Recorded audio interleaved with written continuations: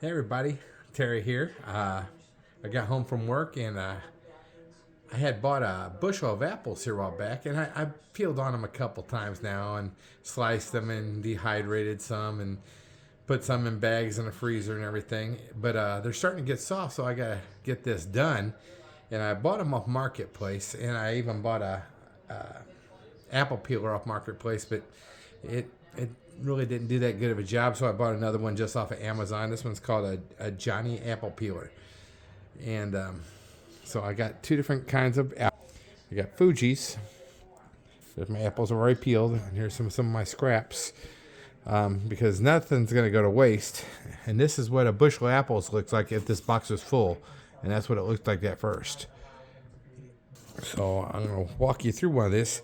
And this apple peeler I really like compared to the other one, because the other one was just tearing them up because it was old and everything. And it's pretty much the same design, but they said it was an antique one.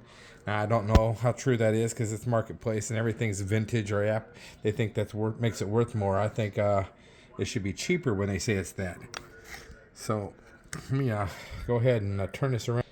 And so I already pushed it in a little bit. I shoved my apple on these little tongs here, and now I got it to where and I just turn this little handle. It's really easy, and that catches there. Just easily peels these apples. And I usually would do this right-handed, but I'm doing it left-handed because I'm holding the phone with my right hand. And it's just like that easy.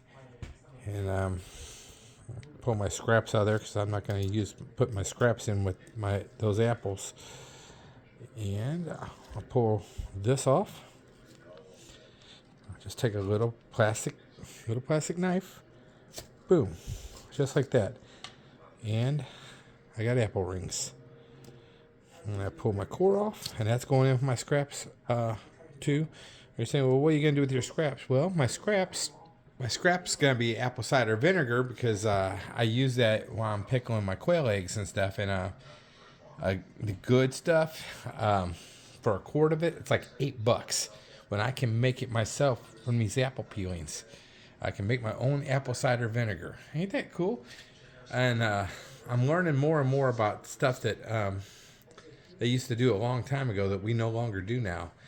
And I'm thinking the way this world is getting, all of us, doesn't matter which side of the issues you're on or nothing, all of us probably need to be more self-sufficient because we're not going to be able to depend on things around us. I mean, who knows, store might not have it one day, or you can't get to the store one day. It doesn't really matter which way you believe, but when you're doing it yourself and everything, you know what's in the food. You know you don't have no carcinogens in there because you didn't grow it that way, or you didn't put it in the food. You didn't dehydrate it that way. And that's how I'm doing some of these apples. I'm dehydrating them just so I can have them special little fried apple pies like my grandma down in Tennessee used to make for me. And I think she probably did that for all the grandkids and everything, but I like to think she did it just for me. Anyway, we are all in this together, and I'm pulling for you. God bless. Bye-bye.